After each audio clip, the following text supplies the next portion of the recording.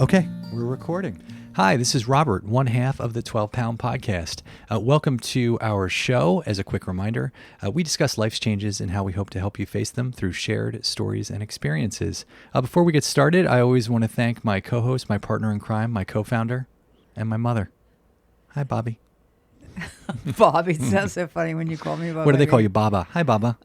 Hi, Robert. Robert is the taller part of the podcast. I am. Of the partnership. As part of the qualifications. It was. Height. It was. There's a height requirement. How tall are you? Yeah. Are you over 6 feet? Okay, great. You got the job.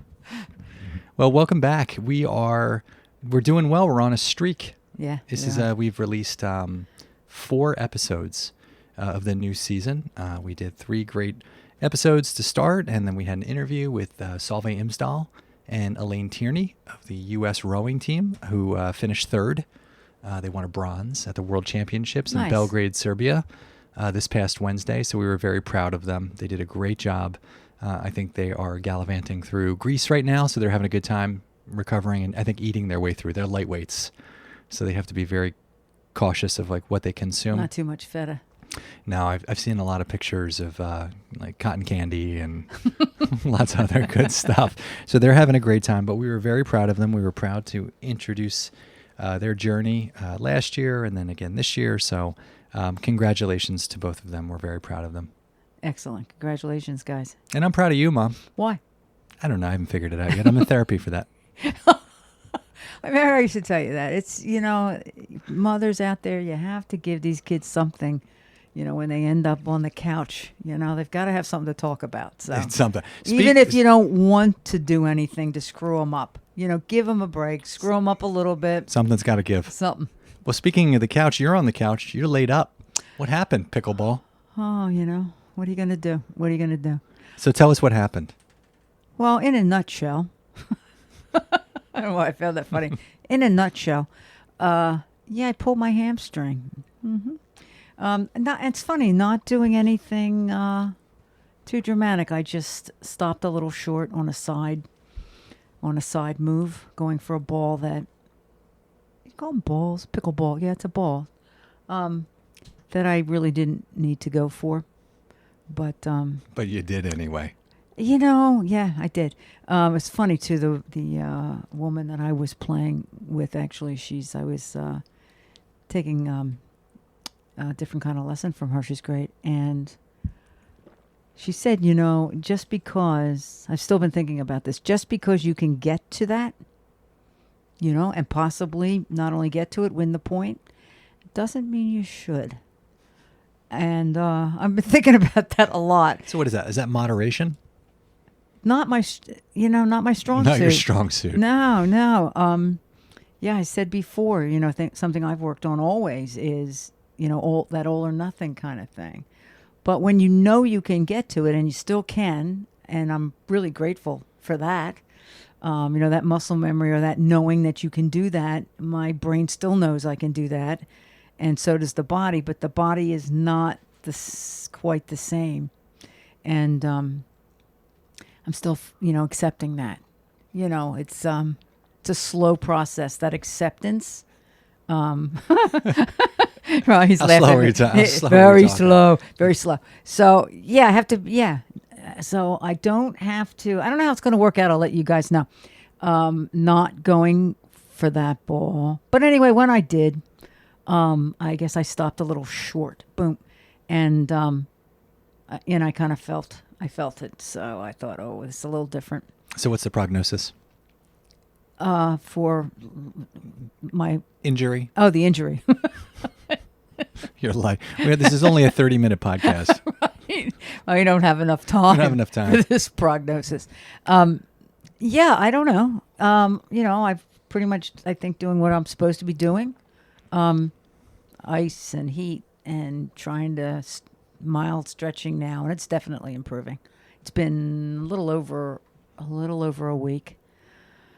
Has not stopped me from getting to Wawa. I figured out how to get in and out of the car early on. Thank God. I was thinking of calling an ambulance. Yeah. Do you think an ambulance would take you to Wawa? Yeah, I don't know. Does Medicare cover? Does Medicare cover? You're going through the handbook. Grubhub, Wawa, Grubhub. But yeah, So your physical health is getting better while your mental health is deteriorating? funny. No, the mental health's doing okay. Yeah, it's doing okay. I don't know how long, it does okay. So luckily it's improving, but it certainly gives you a different outlook on, brings it home to how important your health is, whether it's your body, being able to move. You need to bend over. I didn't even realize how often you bend over during the day. Yeah. It's like if you lose your thumb, right? It's like that thing that makes your hand move. If you can't bend over. Yeah, gee, that's your thumb, right, Rob? Yeah, your thumb. I don't know. I was trying to relate. I try to avoid injury. That's my How do you do that? Moderation is one. Yeah. Is that you can't overdo everything. You got to listen to your body. I think sometimes it gives out on you anyway, but I think listening to your body is a big thing. Most people don't. I think people who are, really into sports or really into competition or really into something, when you're getting into it, you ignore little signs. Oh, for sure. You're not listening. So I think listening to your body is probably one of the most important things that I've tried to do. If you're just feeling it a little bit more than you should, just take it back. Take a day off. But it's hard to do that. And then what's hard, as you know, what's even more difficult is that once you get injured, giving yourself the time, listening to your body to recover. Yeah, I think you hit a really big nail on the head, and that is that competitive part. So, you're out there, and, I was just, what I was just saying, which is you don't have to go for every drop shot. You don't have to just because you can get it. But that being said, I can get it. I can get it. So, you have to lose that, your brain, your inside voice saying, well, they know I could have gotten that and I could have gotten that point. I didn't get it because now I'm just trying to play smart. But it's important that they know I could have gotten that, right? I did not go for it because I couldn't get it, right? It's ridiculous. It's funny though. Competition's a funny thing. Yeah. I was, before I came here, I was down in Wildwood Crest, sitting down with Bud Johnson, and this is normally when he runs. This is his window, 10 to 12. And I said, I thought you might normally run at this time, so I brought my running things, my sneaks and my gear, just in case you wanted to run and talk instead of sit and talk, whatever you want to do. And he said, oh, that's great. I said, but you usually run alone, right? He goes, yeah. I said, well, I'll run with you next time. He goes, well, you're not going to beat me, are you? So immediately, he's very competitive. So he immediately went to competition. Yeah. So, I could be wrong. I might be speaking for both of them. I think it's not just, the people that you're mentioning. I think it's anyone that's been playing in sports, not at a, professional level, but at a competitive enough level, and they've won a substantial amount of the time. You know what I mean? They're in it to win it. I mean, I'm nothing against you people that never win. God bless you, really. And you're out there and you always, it's terrible. But you always say, I'm only here for fun. Yeah. I'm only here to have a good time. And the 12 Pound Podcast also welcomes people who don't win. Exactly. I mean, there's all kinds of reasons people are, having a good time. But I think when you have that, why do you think some people have a much more competitive nature? I think they've been in matches where it's it's serious competition. You're not there as much for fun. Is it different play when people are just playing for fun? You tell me. I don't know. I think it might be. If you take my brother, he ran marathons. He clocked time. He knew, he worked and trained really hard. And it was fun for him. That's fun. So just because it's, somebody's doing it with such zeal doesn't mean it's not fun for them. That's their idea of fun. Somebody else's idea of fun's totally different. But, when you train that hard and you're in it to win it, yeah. if not for yourself, sometimes for the first or second or third place, but other times just for yourself. You've spent a lot of time keeping track of how you're doing and what you want to do and what your goal is, so, so to say the tough part is I'm not 30, I'm not that young, younger. How about starting stuff and really young? It's, I'm, 71 years old, and, I probably have a lack of respect for my body. Yeah. Well, you're not listening. This goes back to what I said before. Yeah. You have to listen to it. You've got to, it's kind of like a relationship, right? Ooh, please. You have to be a good listener. You've got to really pay attention to what, if it's you and your body in this until the end, your mind, let's just say, and your body that are in a relationship. It's symbiotic, obviously, because one, operates the other and the other one responds to the other, but it's not terribly different than a relationship. So in a good relationship, you have open communication, you're listening, you are giving it space when it needs space. Sometimes you need to go to bed early for your brain and your body, and sometimes you need to take a day off, from a match because your body's just not quite there. It's not that different from a relationship. Good point. That's really sometimes very interesting analogy. I knew. I throw that little compliment at him, and he just lights up. Here he goes. Go ahead, Rob. I know. Yeah, I know. It's good stuff. Yeah, yeah, I know. Yeah, I know. No, but it is true. I do find it so I find that I'm in a relationship with my body, and that relationship, has to go both ways. So, some days I'm feeling it, some days I'm not. I haven't always avoided injury, but I'm also, I admittedly, I've never been quite as competitive as you are. I'm competitive. I like to compete. I like to be part of sports. I like to be part of a team. I like to compete for my spot. I like to win against someone else. But it doesn't drive me, it wouldn't keep me up at night. I don't have that, same type of, they call it like Kobe Bryant, like that Mamba mentality. But I like to compete. I do enjoy it. However, you're right. At 71, Bud, he's 75. I'm 45. Yeah, it's a different relationship. What's the difference for you? It's recovery. Mm-hmm. If I push myself too hard, it takes me a while to recover. I'm just, I used to really enjoy. I used to be able to push through the soreness. I would push through the sore legs. I would push through, the sore chest or whatever I was doing that day. But I just can't do that anymore. I used to be able to, go on a drive, pop out of the car, go for a run. That absolutely welcomes an injury for me. I can't be sedentary for an hour or two and then expect to just go work out. Yeah. I have to warm up.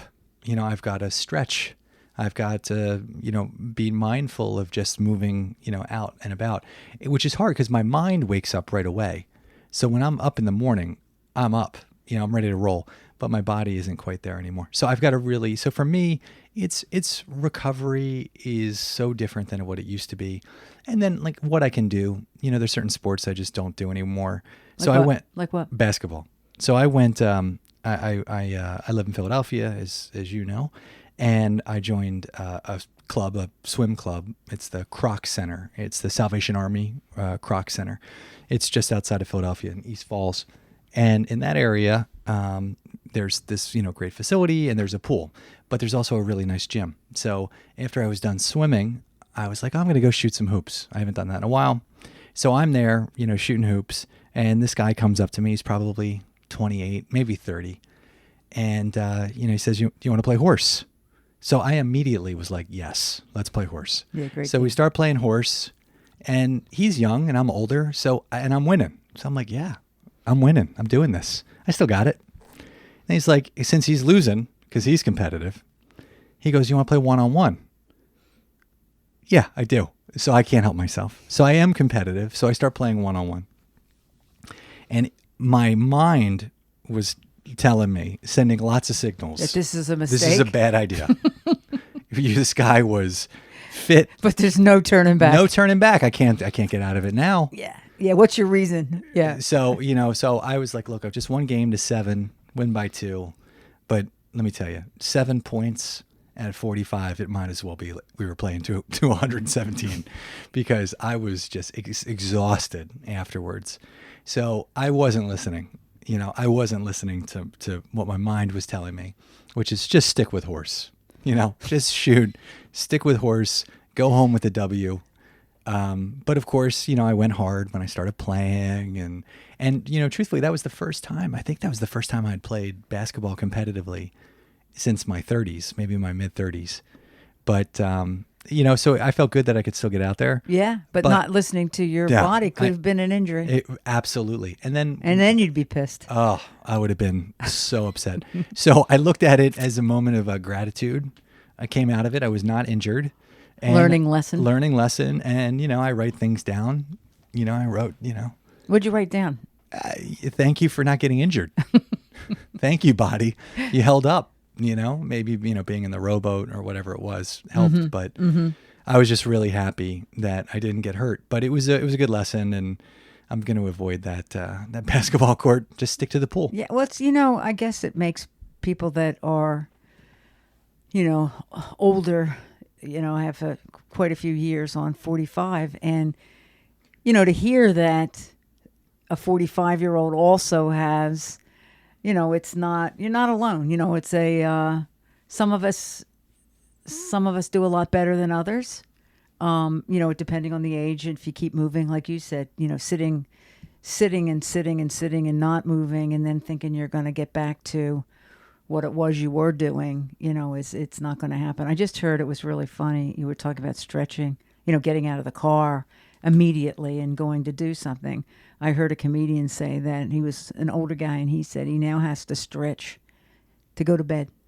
Yeah. I thought, oh my God, which is like really, really interesting because, that's a whole different ball game. Like, popping out of bed.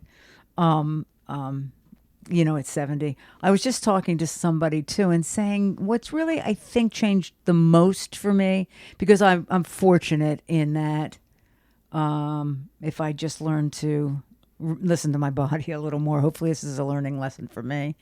But I used to be able to go, you could get up, go play tennis, afternoon, go play golf, take a walk with your friends, go mow the lawn, do that. It all felt so good. Take a hot shower. You're up late. Those days are over. I'm not to the point where it's like, like one event and out for sure. But there, you're, just the difference in not feeling, and you don't get up the next day feeling any of those events.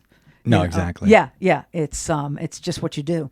So, it's all good. Well, I think that's it's interesting because you're injured. So what used to be, kind of the marching orders was to sit, relax, rest, right? It's interesting that you talk about that because sitting is what you would think would be the anecdote, sitting, rest. But there's more and more research that's saying that sitting, sedentary behavior is actually the worst thing you can be doing. That it leads to poor heart health, diabetes, weight gain, depression. So it's funny, I got one of these Apple Watches not too long ago, and one of the rings, I've got this this kind of activity ring, and one is activity, working out, but the other is standing. So the watch is monitoring. So it's funny. I know. Well, it's hilarious because it alerts me throughout the day if I've been sitting too long. So if I've been sedentary too long throughout the day, I get an alert to stand up because so there's somebody literally in my ear telling me get up. Yeah, that's enough. That's enough. No, I just saw a bit. The reason I was chuckling, I just saw a bit. It was something like, a million years from now. I guess it was sort of like one of those futuristic movies where Earth is kind of not as we know it. It's sort of disappeared and they're digging things up because they're coming from another planet and they find these watches and they're trying to figure out what these people were doing. Like they counted their steps Yeah. Right? And it was really funny stuff because if you think about it, it told you to stand up. It was It like, did. yeah. But it's kind of amazing when you think about now. It's because that's how inactive we are, and we were not designed to be 9-to-5ers. We're not physiologically designed to sit at a desk for, let's just call it 6 hours. 3 hours in the morning, 3 hours in the afternoon in straight shots. Every time we're going to talk about injuries, every time I get injured, it's after I've put in long days at the desk. That's when I get hurt.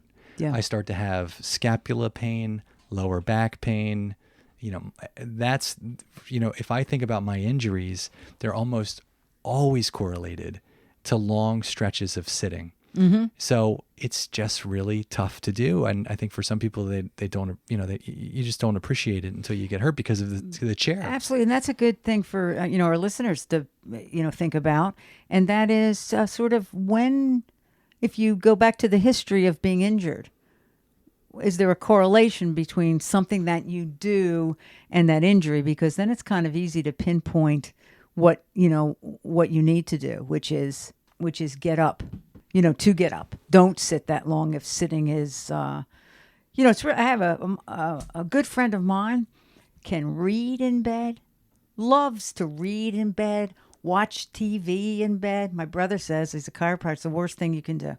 She's older than I am, no back issues, no stiff this, that. I'd be crippled if I spent that much time like reading or, you get up and, so that wouldn't be her thing she's thinking of. This is when I usually get hurt or, and I think some people are just more prone to, maybe more prone to injury. I was thinking about balance has so much to do with when people get hurt. We were talking about the difference, you and I were talking about the difference between older and younger, that the number one injury, the number one cause of injury in older people is falling. And with not so much with younger people. And they were saying that old people fall, young people trip, right? Right. And it's funny when you're young, you hear that, now I hear it about people I know. I might have even just seen them, they might be a classmate, it's like, did you hear Janet had a fall? Not even fell, right? Had a fall. Yeah, it's an event. It's an event. She had a fall. She okay? Yeah, it's like she had an anniversary. Right. Had a She fall. had a fall. Yeah. It's not like, did you hear Robert had a fall? No. Did you hear Robert, that stupid goof, fell coming down or tripped coming, it's a whole different. Probably because he was sitting for too long. Yeah. Oh, You're yeah. at your desk, you get up, and you're like, your legs aren't ready for it. Younger people can trip and go down for numerous reasons. Oh, I see. Maybe they stayed out too late. My 6-year-old and my 3-year-old could fall off a roof and bounce off. Yeah, they bounce. Yeah. Young people bounce. Drunks bounce. They do. They do, don't they? They bounce. They do, Yeah. Your neighbor bounced off the ground. They did, didn't He he? fell off the roof. Fell off the roof.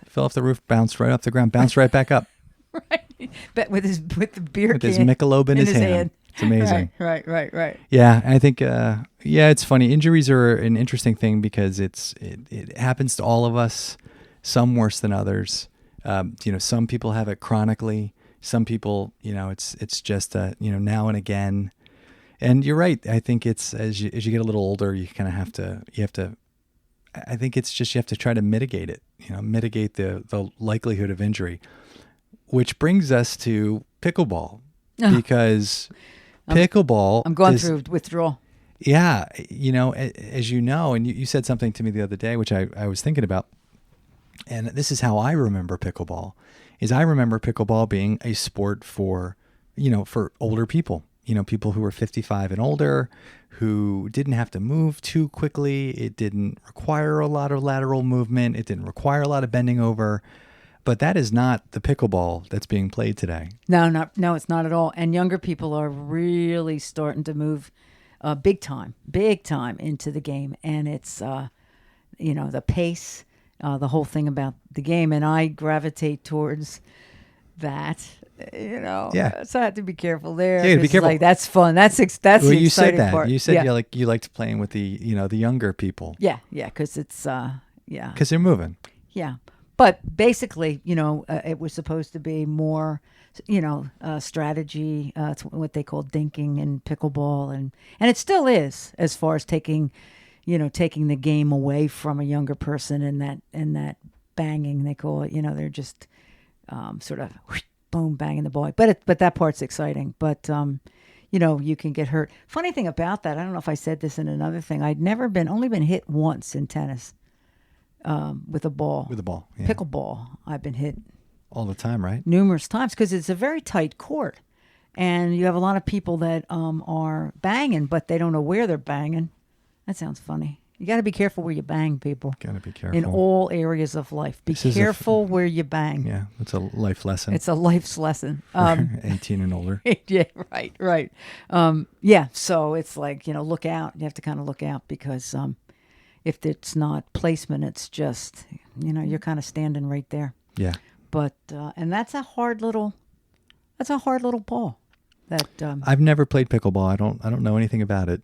I just assume it's filled with people who are having fun and yeah, they really are. It's really good. I can't wait to get back out. seems very community oriented, which I like. Yeah, it's one thing you have to be. It's really, it's a lot of exercise. So I've been getting like a ton of exercise, and that's an amazing thing too.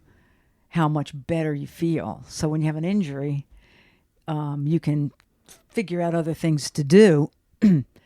But they're not that kind of, that exercise is taking a back seat. Yeah. And, I found myself buying, orange sherbet. That's what happens. You go to the grocery store. Did you see up in the cupboard? There's, you love them? The Halloween cookies that Jolene, did you see them? Yeah, the ginger snaps. Oh yeah, they're here. I can't wait for those. Oh yeah, they're here. I'm going to eat some on the way home. Yeah, they're here. So you have to be careful because, you're in more than you're out when you're injured, and don't start bulking up on things that make you temporarily happy. Very temporary happiness. Yeah, yeah. Like unlike pickleball, which is long-term happiness. Yeah, it's good. It's all good, right, Rob? Yeah, it is good. Well, I'm glad you're on the road to recovery. I think as we continue this conversation, we may be talking about what you're doing to recover from this injury at your advanced age. Is that what they call it? I don't even know what the hell they call it. I'm telling you. It's like they can call it anything they want. It's like... Just don't call you late for dinner. Exactly. It's I don't know what they call it. Well, we're doing really well. It's nice to be back on the microphones. We're having a good time again, which is great. I was like, consistency is king and queen. So we're consistently trying to put out some episodes for our audience so they can get reacquainted with the show, and it's been good to come back down to the shore, Mom, and sit across from you. Yeah, it's nice. We have I don't know where our listeners are right now, all of you listening to us from. Sleeping. But it's too late. They're sleeping. They get up. It's hot. It's still summer. I mean, it's still summer here. Well, I know it's fall because it is very quiet down in Cape May County. It's very quiet at the beach. It is. It's nice. It's nice. The beach is beautiful. The water's... It's summer. Yeah, water's clear. There's a storm pushing north, but I don't think we're going to see that until the weekend. No, and I think I've just heard last reports we're going to miss it. Hurricane Lee or something like that. Yeah. It's funny. I was just talking about fall, Mm-hmm. and that's what we were talking about. Fall. Isn't that funny? It is funny. I mean, that we've come full circle. Yeah. You're really... I think you're doing great things down here. I think I did all of that without even a plan. You didn't. Yeah. God forbid we planned. God forbid. I did. That was God pretty forbid we remarkable. planned what we were Don't you going to think, say. Rob? Oh, I think 1,000%. Yeah. I think... Fall. I think that hopefully our audience will write in and talk about your brilliance. It could happen. Well, thank you to our audience for tuning in this episode. We really are enjoying being back. If you want to catch this episode or past episodes, please check out our website at www.12poundpodcast.com. You can find this And then future episodes as well. We're really happy to be back. We're going to drop this, as we will every episode, on Wednesday morning. So please be sure to tune in as we move ahead. And Mom, I hope you start moving soon. I do as well, Robin. If I haven't told you recently, I love you, kid. I love you too. Talk to you soon. Bye.